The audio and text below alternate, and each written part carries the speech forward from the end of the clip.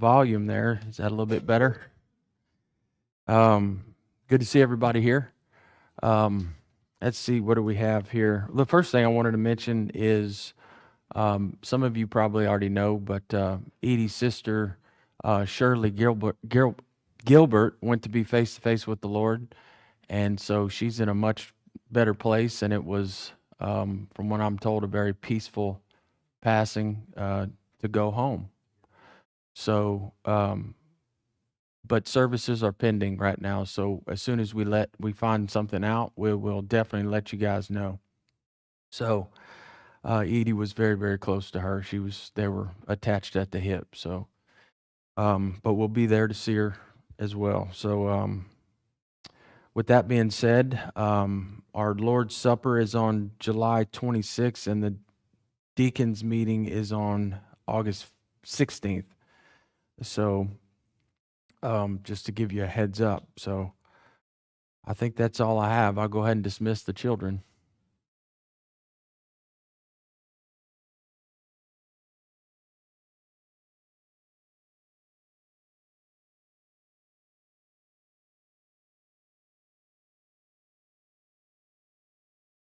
And I did mention it on this last Wednesday, but I am back every other Wednesday now,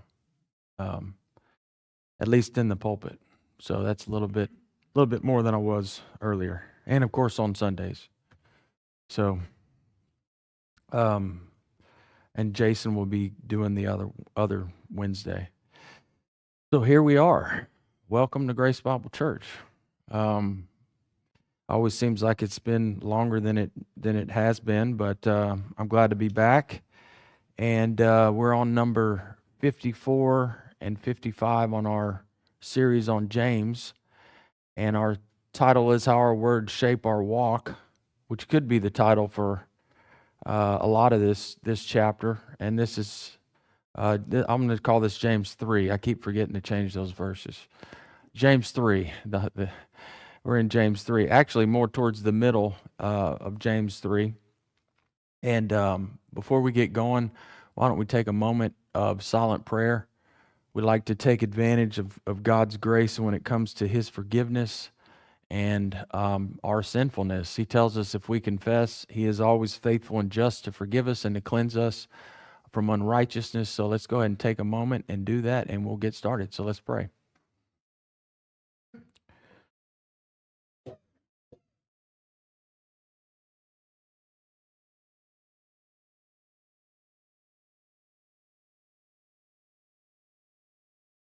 Dear Father, thank you for the time that we have together, for a place to meet, a place to study your word, and ultimately a place to become more Christ-like and glorify you in these bodies while we're here. We thank you for the time, and we know that your timing is perfect in life and in death and in the events of our lives. And we also pray that we can continue in the right direction, stay faithful, and continue to grow in grace and knowledge of you. We ask all this in Jesus Christ's name. Amen.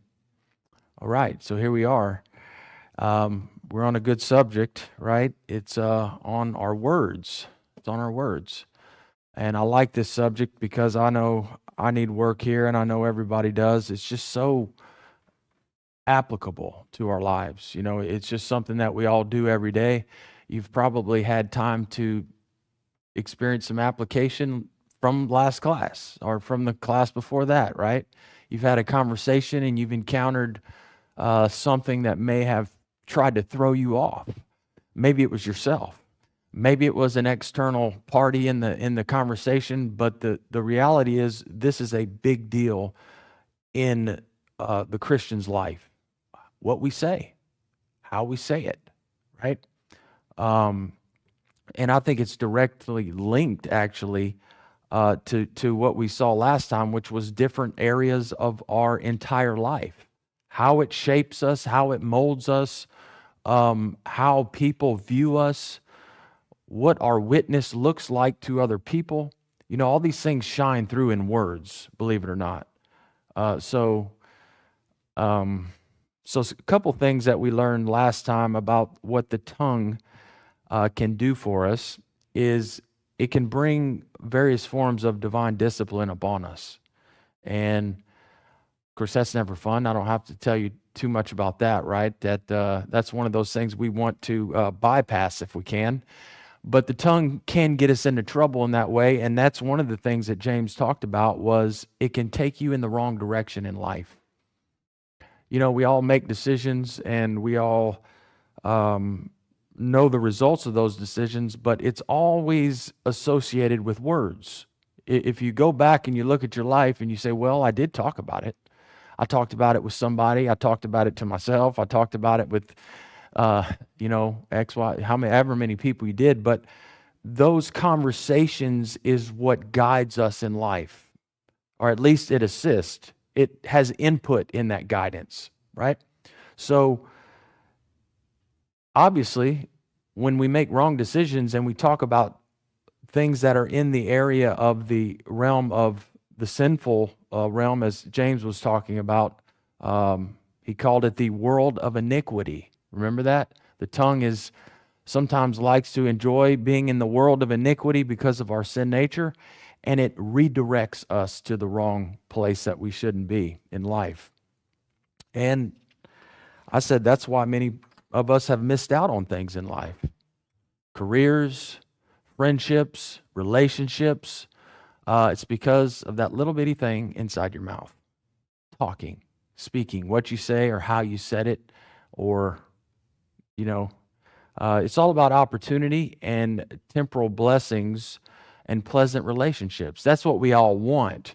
But our mouths can get us away from those things and to lose out on those things. So I'm just wanting to let you know that it can have very serious consequences to what we do and how we do it. And another thing that James is mentioning but not mentioning is what you say is tied to what you think. What you say is tied to what you think.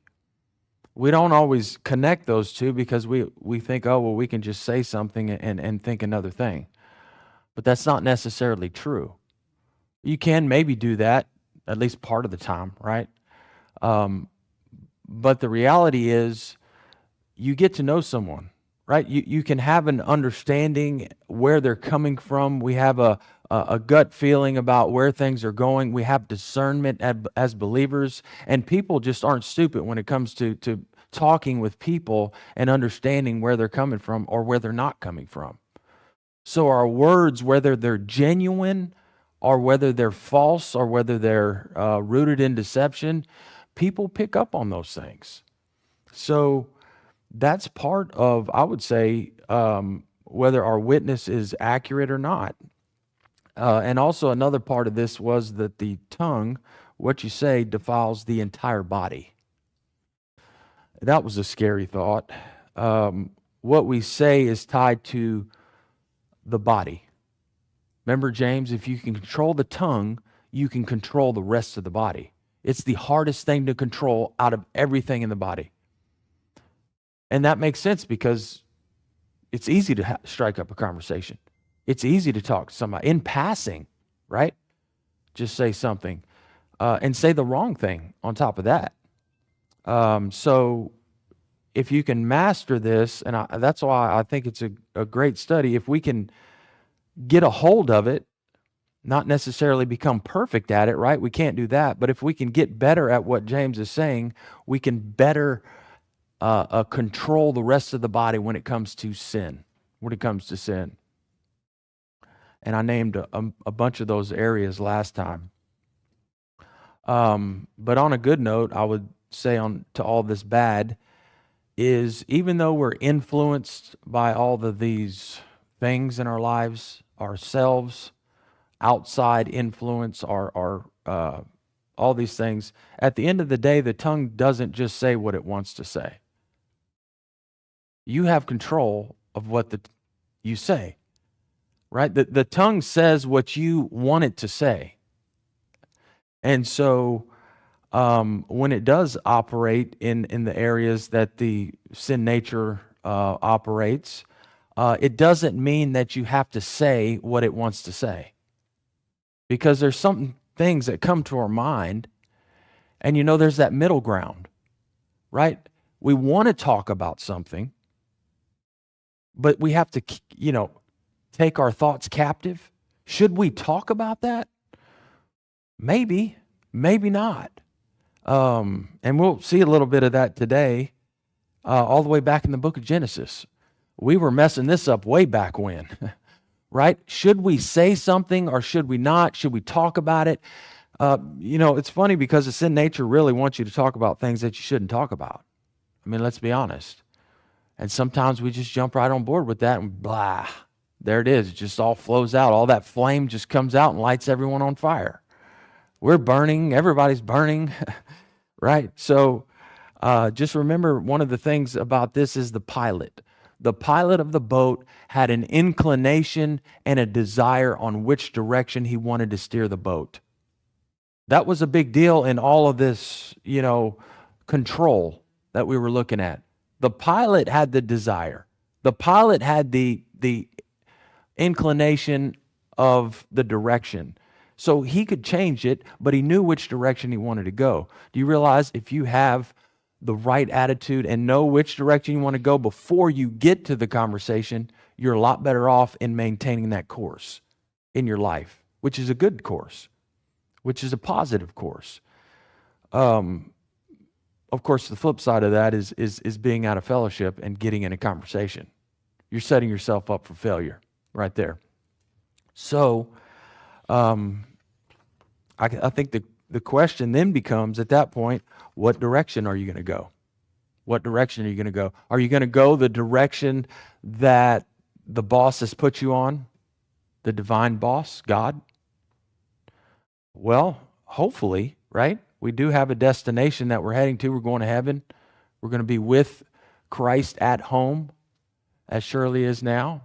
But there's a journey to get there, and the journey to get there is to become more Christ-like as we move along this path, which means we've got to stay on course in our conversations with people. What we say is a huge deal, and here we are talking about people in the book of James who want to be in ministry. They want to be in ministry, and they can't control what they say in everyday conversation. There's a huge disconnect there, right?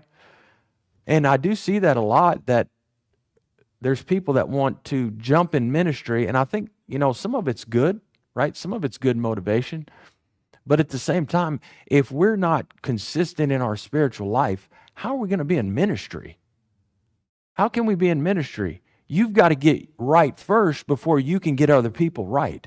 And I don't mean perfect. I mean on track, in the right direction, at least somewhat. God's not going to allow you the responsibility to direct people's souls if you can't direct your own soul. I mean, that's just logic, right? So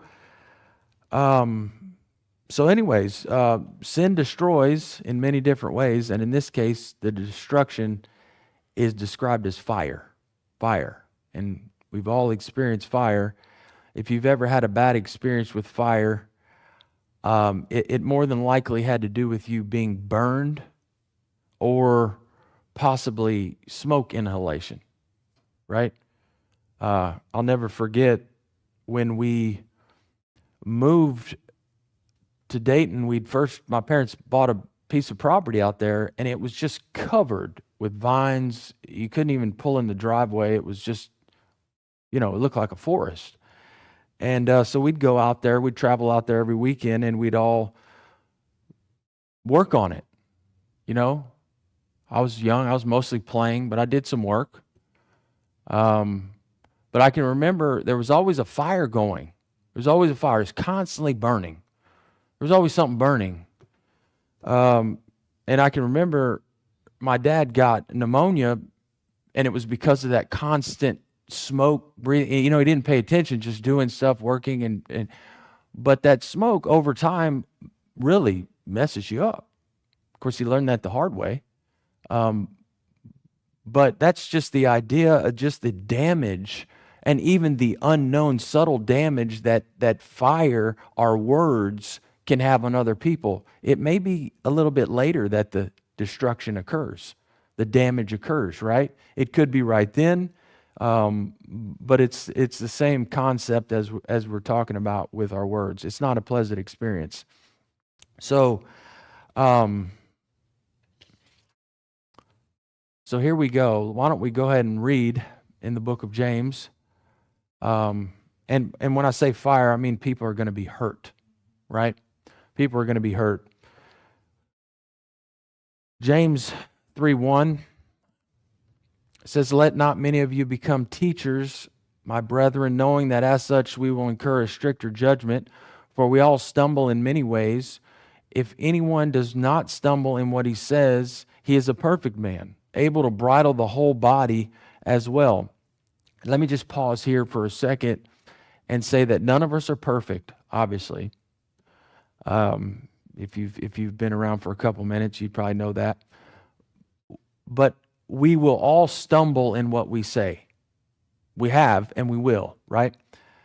But that's not the point James is making. He's saying right here, he's showing us the great power and the results of being able to bridle your tongue. That's what he's trying to say. He is saying there is great power to you. There's great benefit to you to be able to control what you say. Great benefit. And I would say great benefit to someone else. If you've ever experienced this, you'd probably know what I'm talking about. When you get in a conversation with someone and you don't have to worry about getting out of fellowship. Ever experienced that? You know it's comfortable because you can just relax and talk about things because you're both on the same page somewhat. You're both trying to stay in fellowship. And let's just leave all the, gossip, all the maligning, all the running down people out, and let's just talk about life, right? Or whatever, the situation. And then on the flip side of that, you get in a conversation with someone, you almost got your shield up before you get in the conversation. You're ready because you know they're going to throw something at you that's going to say, okay, what do I do with this conversation? Then it gets put on you. What direction? It's all about direction, right? But there is power in this. So I would say this, being able to control your tongue means a happier and healthier life. No doubt about it. I haven't said that specifically, but if it is connected in these ways and we can stay away from these things and not talk about them, we're happier and we're healthier. That's a guarantee. And then James 3:3, James goes on to explain what he's talking about here. It says, "Now if we put the bits into the horse's mouth so that they will obey us, we direct their entire body as well. Look at the ships also. Though they are so great and are driven by strong winds, are still directed by a very small rudder wherever the inclination of the pilot desires. So also the tongue is a small part of the body, and yet it boasts of great things. See how great a forest is set aflame by such a small fire.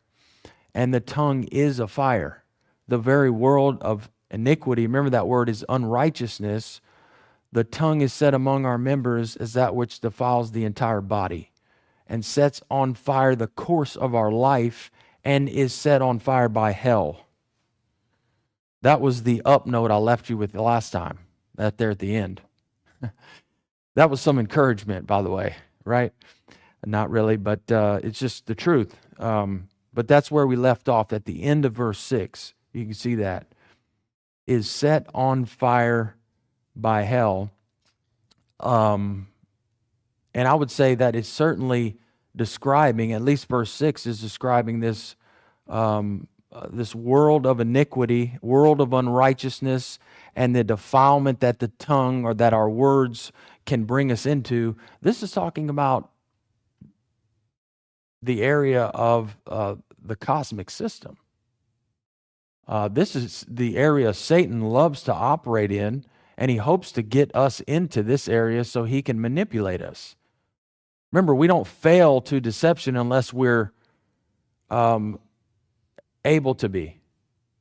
So when we're not filled with the Spirit, guess what? We're open to attack. And so what he's describing is not necessarily something you will always have to deal with, but it's something that's always possible. It's always possible. It's always there. We can always enter this realm. We can sin and be in this area that James is talking about. I know it sounds horrible, but that's what the world in which we live, the bodies in which we're here, and the sin nature is just one of those boogers that you have to get a hold on. And you see what it's saying? It's directed to direction of life and defilement of the rest of the body. Well, I'm pretty sure no one wants to take the wrong direction and no one wants to disgrace their own body. Two big ideas here. At least after you get past your 20s or 30s, you will more than likely agree with me on this one. You don't want to destroy your body. You know, everyone's like, yeah, I know. We all know. I mean, everything we did, sin is attached to our pains today. We still have the things that we, they carry with you, right? It's always amazing how hard we can make our lives, and you don't even need anyone else's help, do we? And we saw what sets the tongue on fire, which is hell. And if there's any confusion about that, I would say the most obvious thing to think about is hell represents everything that stands for what God is opposed to. I mean, he created it for the one who was opposed to him.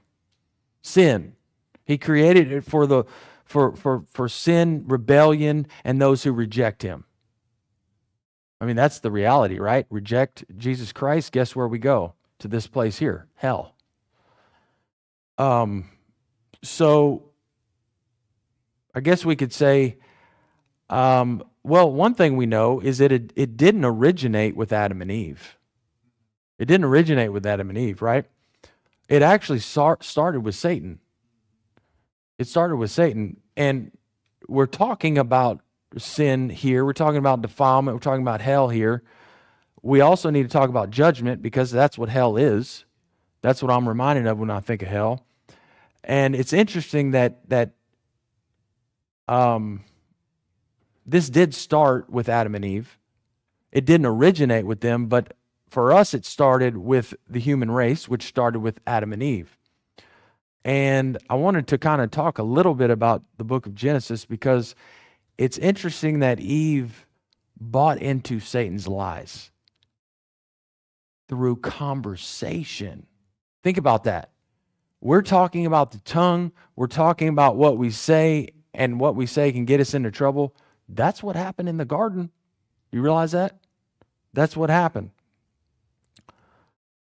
She just had a simple, casual conversation, and look where we are today. Wow. That's what fire looks like, by the way. One conversation led to the destruction we are in today with the sin nature. So let's look at that. It's always fun to go to the book of Genesis, isn't it? Genesis 3:1, now the serpent was more crafty than any beast of the field which the Lord God had made. And he said to the woman, indeed, has God said, you shall not eat from any tree of the garden? Now, let me think about this. What if we would have stopped there? I mean, what if it would have just stopped there? That's it. No woman said. If we would have just stopped there, we would have been a lot better off. Right? I mean, conversation is the vehicle that got us to where we are today. Conversation. You realize that? Isn't that crazy? So, I knew it would do that. Conversation. So, verse 2, the woman said to the serpent. It is interesting, though, but can you imagine if she would have just said nothing? If she would have ignored him? I can't talk to you. Or I shouldn't be talking to you, right? Or even if she would have talked to him, she could have bridled her tongue. Because what I'm showing you now is that this is an example of a very subtle way of not bridling your tongue. Not bridling your tongue. And I would say at this point, she's already sinned. At this point, she's already sinned. When she's had time to think about the question, in her head, she sinned instantly. You know how I know that? Because by her answer. That's how I know that. Think about this. The last thing we want to do is let somebody in on what's bothering you spiritually. You don't want to let people in, especially that you don't know, in on something that is a sinful area that's frustrating you possibly. That's a dangerous place to go, especially if you don't know him, like Satan. I'm not saying you shouldn't ever do this, but what is going to happen is they can take that knowledge and use it against you. It's happened to you before. You've let someone in on a little personal information, and what do? They use it against you. They use it against you. And it could have been something that was very, very personal and that was really bothering you. So we just have to be careful, but if we think about bridling the tongue before we get in that conversation or going in the right direction in that conversation, we probably wouldn't have said that. Because now we're talking about an area that we're easily provoked in, that we're easily looking for someone to agree with us in, and it may not be the right advice that they're going to give us. See what I mean? Very dangerous. So, but again, when we're out of fellowship, which I would say Eve is at this point, we lose our discernment. We lose our ability to say and see that we shouldn't be saying what we're about to say, right? So we're vulnerable to attack. And just look at this. Look who spoke first. Look who initiated the conversation. This was from outside influence to her. This come from the world. This come from, let's just say for us, it'd be another person. Maybe an unbeliever. Maybe a demon-possessed person. Who knows? But you see what the point is. It's not her. It's coming from outside her just to ease it that way. And I would say this conversation, this question is the trap. Satan, he's smart, right? He's in the business of deceiving, and he's got to get there some way. So he asked a question that's 100% loaded, is what he did. This is not a genuine question. Did you hear it? You shall not eat from any tree in the garden, ? He knew she couldn't eat from one tree.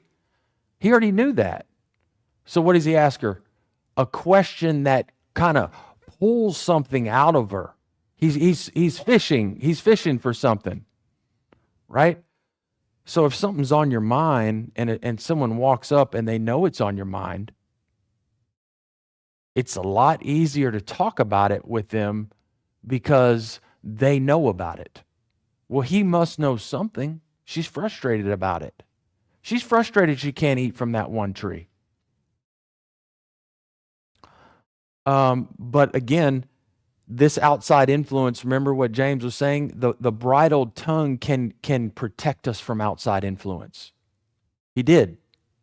Remember the rudder, the ship, the great waves, the wind, but still the rudder maintains course through all that. See, the control of the tongue can protect you from this right here, getting yourself into a jam. And to make matters even more tricky, his question isn't even a yes or no answer. That's the point. He wanted her to talk. If I want you to talk, I'm not just going to ask you yes, no questions. I want to get more information out of you, right? So he basically asked like a trigger question and set the trap here. And let's keep going to see what Eve let Satan in on. Because she's going to, let him in on some very important information here. If she would have just stopped or bridled the tongue, we would have been okay. But that didn't happen. The woman said to the serpent, from the fruit of the trees of the garden we may eat, but from the fruit of the tree which is in the middle of the garden, God has says, you shall not eat from it or touch it, or you will die. Got her. He got her. Right there. Game's over. You realize that? Game is over right here. He's extracted from her what her problem is, spiritual problem is right here, where her frustration is, and who it's against, all in this right here. Well, the trap worked. And at this point, Satan, I would think more than likely knew in his mind, he's thinking, cha-ching, it's going to be easy after this point. I got her now, right? I got her. So he noticed that a couple things. Well, first, the main thing, he knew that her soul was in rebellion because God didn't say that. He didn't say those exact words. She's embellishing or exaggerating what God said because she was frustrated. She didn't agree with it. You know, like when someone says, I want you to do this, this, and this, and don't do this, and it frustrates you. So what do when you explain to somebody? They told me I couldn't do that. Did they say it like that? Well, what's the problem? You know what I mean? It's like, well, there wasn't a problem when they told you not to do it, but there's a problem when it got to us. They wanted me to paint this white, and this black. I don't know what the heck they wanted black for. See how we're creating a problem that wasn't even there? You know what I mean? Maybe we don't like black. That's fine. But now we're trying to influence other people to not like black and to disagree with someone else that does like black. So that's what the deceiver is doing here. And Satan knew her soul was in rebellion against God, and she just let him know about it. I mean, that's about the worst thing you could do. The worst thing you can do. So what's Satan going to do next? He's going to take advantage of that little bitty opening in the door. He's going to expound on it. He's going to just open it up and say, okay, here I am. Can't get away from me now, right? Verse 4, look what he does. The serpent said to the woman, you surely will not die. For God knows that in the day you eat from it, your eyes will be open, and you will be like God, knowing good and evil. So now he's full in deception mode. He's full in deception mode. I mean, you might as well go all out and try to just lie your way to the end if you're Satan. Because this is the only way he could have deceived her if he went all in with a lie. Because what he told her is a lie, a flat out lie. You can say, well, it was half-truth. I'll give you that maybe. But half-truth is not the truth. Actually, half-truth is just a subtle lie, which is actually worse sometimes. Because a lot of times we believe it. Anyways, you know the rest of the story and how we feel the effects of this decision each and every day. But I did want to mention that because the sin went from Satan to the human race through this. Talking. So you can definitely see what being out of fellowship looks like in conversation. You could say, well, she didn't necessarily say anything sinful. Well, actually, she did because she lied. She lied right there. She didn't tell the whole truth because God didn't actually say exactly what she said, so she did. See, even exaggerating sometimes gets us into a more of a jam because maybe we're frustrated about it. You know how I was exaggerating? Well, they wanted black. See, when you include that in there, that's being out of fellowship, right?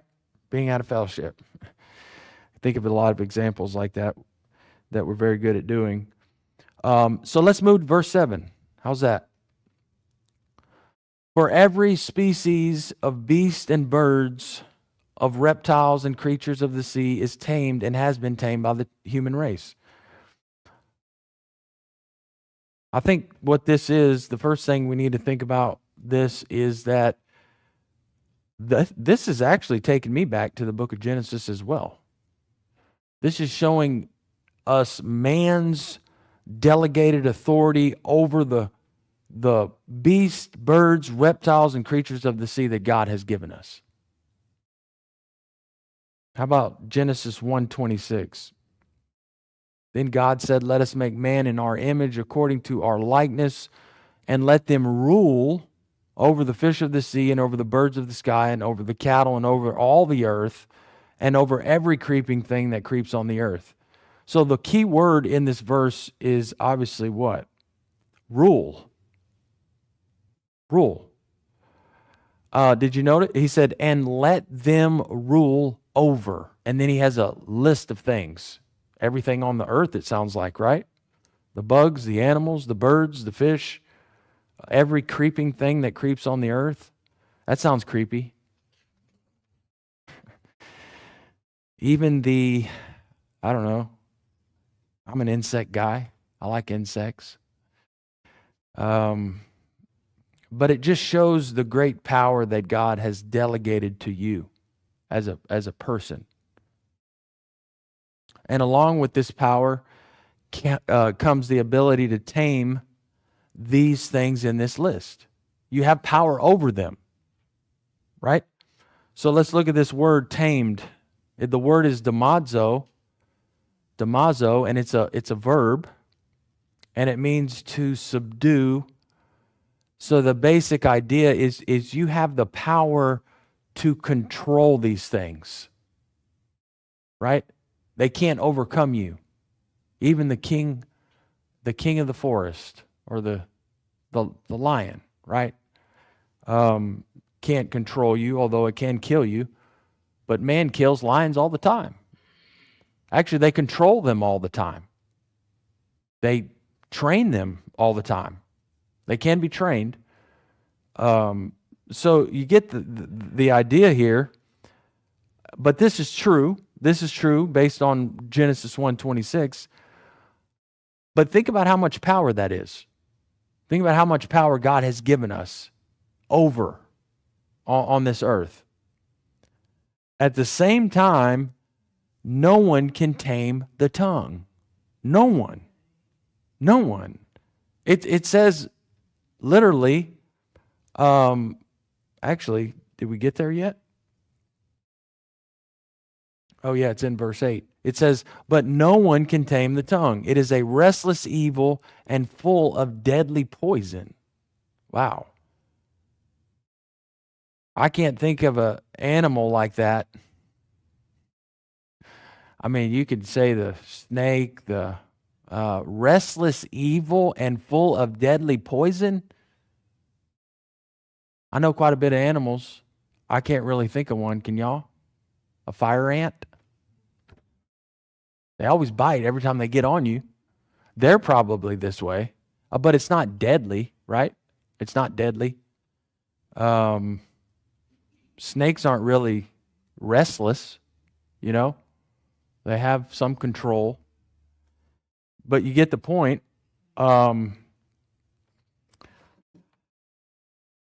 It's something that we have so much power over something, and all the brain power in the world, what the things we've created. We've been out outer space, we've been to the bottom of the ocean, we've been everywhere, flying, everything, and we can't figure out how to control that little bitty thing inside your mouth.